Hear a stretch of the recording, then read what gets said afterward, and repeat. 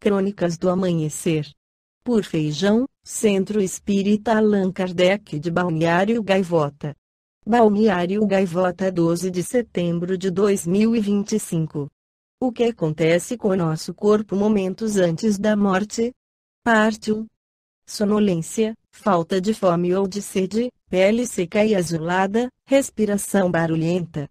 A chegada da morte pode ser marcada por uma série de sinais e saber identificá-los é uma das chaves para um fim mais suave e tranquilo.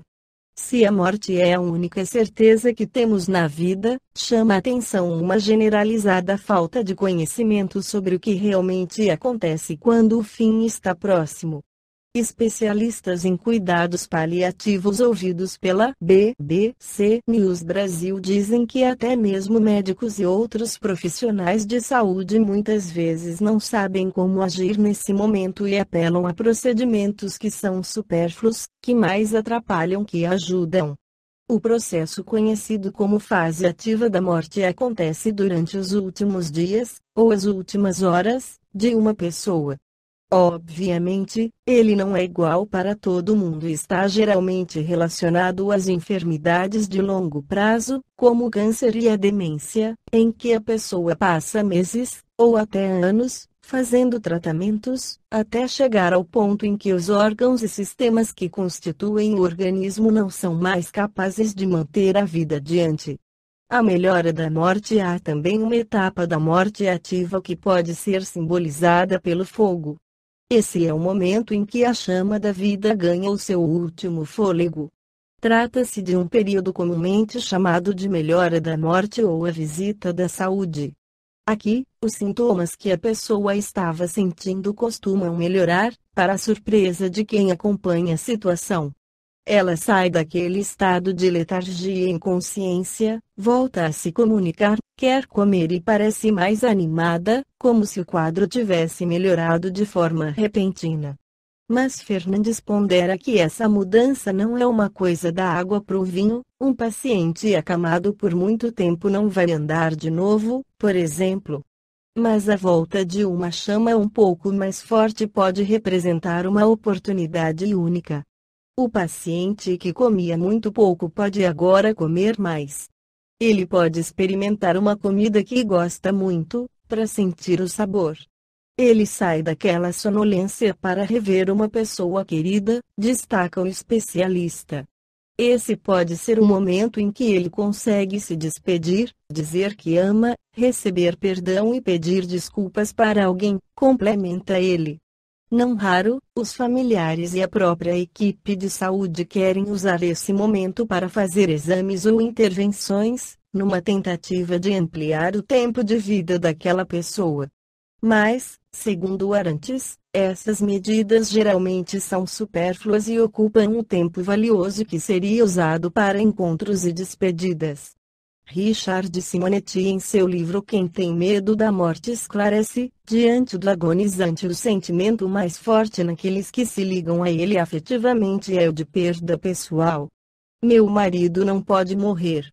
Ele é o meu apoio, minha segurança. Minha esposa querida. Não me deixe. Não poderei viver sem você. Meu filho. Não se vá. Você é muito jovem. Que será de minha velhice sem o seu amparo? Curiosamente, ninguém pensa no moribundo. Mesmo os que aceitam a vida além túmulo multiplicam-se em vigílias e orações, recusando admitir a separação. Esse comportamento ultrapassa os limites da afetividade, desembocando no velho egoísmo humano, algo parecido com o presidiário que se recusa a aceitar a ideia de que seu companheiro de prisão vai ser libertado. O exacerbamento da mágoa, em gestos de inconformação e desespero, gera fios fluídicos que tecem uma espécie de teia de retenção, a promover a sustentação artificial da vida física. Semelhantes vibrações não evitarão a morte. Apenas a retardarão, submetendo o desencarnante a uma carga maior de sofrimentos. É natural que, diante de sério problema físico a se abater sobre alguém muito caro ao nosso coração, experimentemos apreensão e angústia. Imperioso, porém, que não resvalemos para a revolta e o desespero, que sempre complicam os problemas humanos, principalmente os relacionados com a morte. Quando familiares não aceitam a perspectiva da separação, formando-as a indesejável teia vibratória, os técnicos da espiritualidade promovem, com recursos magnéticos, uma recuperação artificial do paciente que, mais para lá do que para cá, surpreendentemente começa a melhorar, recobrando a lucidez e ensaiando algumas palavras.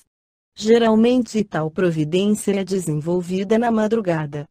Exaustos, mas aliviados, os retentores vão repousar, proclamando: graças a Deus. O Senhor ouviu nossas preces.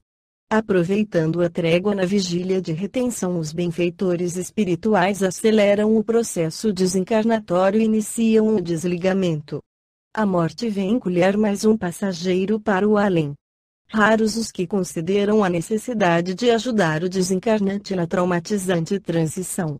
Por isso é frequente a utilização desse recurso da espiritualidade, afastando aqueles que, além de não ajudar, atrapalham.